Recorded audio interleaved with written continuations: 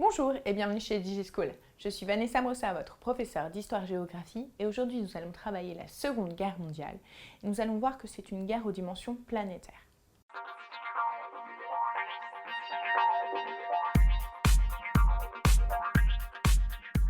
La Seconde Guerre mondiale commence par des victoires de l'Axe entre 1939 et 1941. L'Axe est composé de l'Allemagne nazie d'Hitler, du Japon de Hirohito et de l'Italie de Mussolini. La première phase de cette Seconde Guerre mondiale est en 1939, l'invasion de la Pologne. En même temps, les Allemands et l'URSS envahissent ce territoire. Après, plus rien, jusqu'en mai 1940. C'est ce qu'on appelle la drôle de guerre. En mai 1940, les Allemands envahissent la France et la victoire est très rapide, en 6 semaines. C'est ce que l'on appelle la débâcle française. On dit que l'état-major français n'a pas voulu utiliser les moyens techniques modernes face aux Allemands. Seul le Royaume-Uni continue la guerre.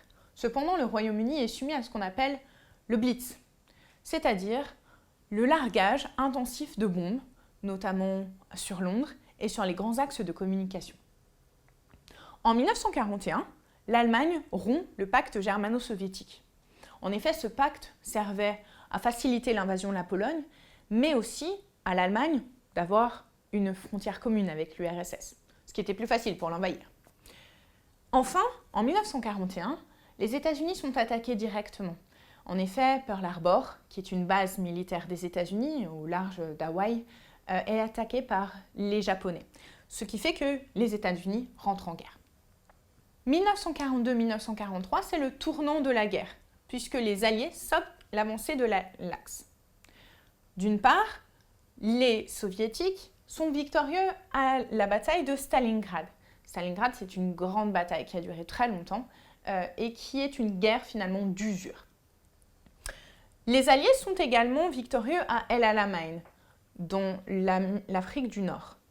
Et enfin, les États-Unis sont victorieux des Japonais à Midway. En 1944-1945, c'est la victoire des Alliés.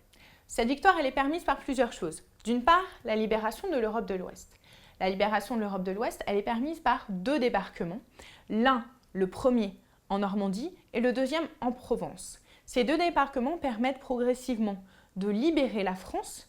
Paris est notamment libéré par les résistants français. Et puis, progressivement, de libérer l'Europe de l'Ouest. Les pays de l'Est sont également libérés, cette fois-ci, par l'URSS. L'URSS va jusqu'à Berlin et Berlin capitule le 8 mai 1945. Enfin, les États-Unis utilisent l'arme atomique au Japon.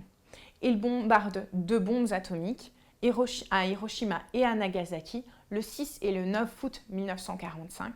Le Japon est alors forcé de capituler le 2 septembre 1945. Merci d'avoir regardé cette vidéo. N'hésitez pas à regarder les autres vidéos sur les cours de 3e et à bientôt chez DigiSchool.